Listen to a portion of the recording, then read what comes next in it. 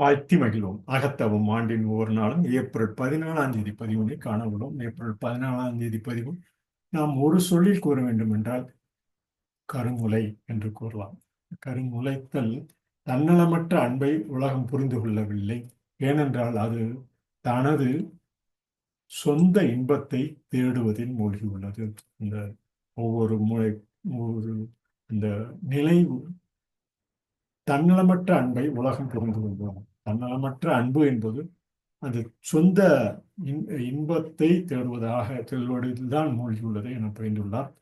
இது தெய்வீக அன்பை முழுமையாக உணர்ந்து கொள்வதற்கு உண்டான உலகம் முழுவதும் நகர்கிறது என்பதனை அந்த கருமுறையாக நாம் நினைத்துக் கொள்ளலாம் என ஒரு சொல்லில் நாம் பகிர்ந்துள்ளோம்.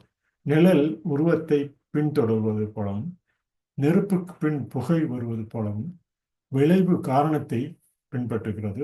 துன்பமும் பேரின்பமும் மனிதர்களின் எண்ணங்களையும் செயல்களையும் பின்பற்றுகின்றன. நம்மை சுற்றியுள்ள உலகில் எந்த விளைவும் இல்லை, ஆனால் அதன் மறைக்கப்பட்ட அல்லது வெளிப்படுத்தப்பட்ட காரணத்தை கொண்டுள்ளது. மேலும் அந்த காரணம் முழுமையான நீதிக்கு இணங்க உள்ளது.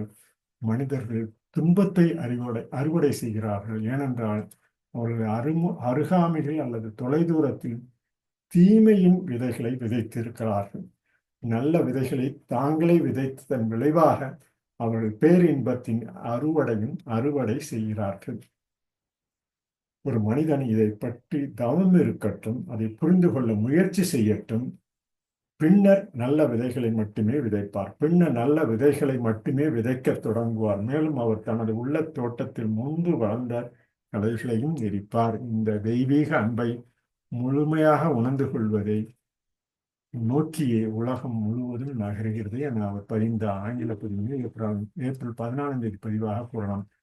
பதித்த ஆங்கில பதிவினை காண்போம். ஜேம்ஸ் அலன் பொறுத்த அந்த ஆங்கில பதிவாக ஏப்ரல் 14ஆம் தேதி நாம் ஒரு சொல்லில் கூற வேண்டும் என்றால் அக்ரோஸ்டிக் என்ற அந்த கரந்தரை சொல்லாக seed, we can say seed sources ever encoder deeds.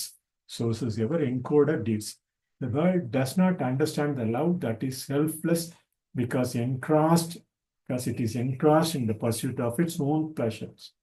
As the shadow follows the form, and as smoke comes after fire, so effect follows cause, and suffering and bliss follows the thoughts and deeds of man.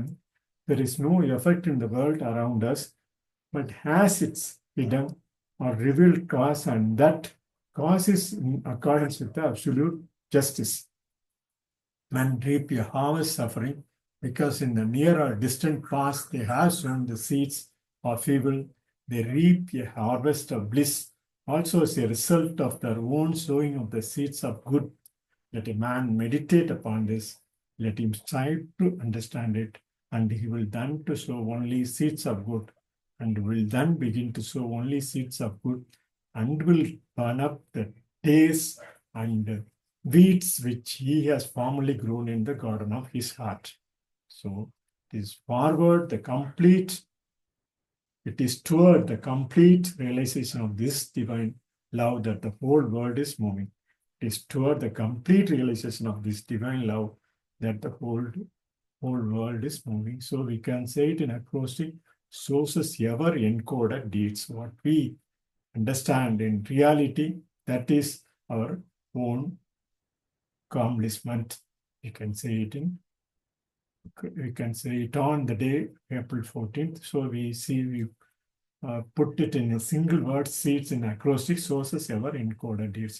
Tamil மொழியில் நாம் கருமுலை என கூறி அந்த ஒவ்வொரு முளைப்பாக நமது நல்ல சூழ்நிலையை உருவாக்கட்டும் என கூறி இந்த ஏப்ரல் 14ஆம் தேதி பதிவினை நிறைவு செய்கிறோம்.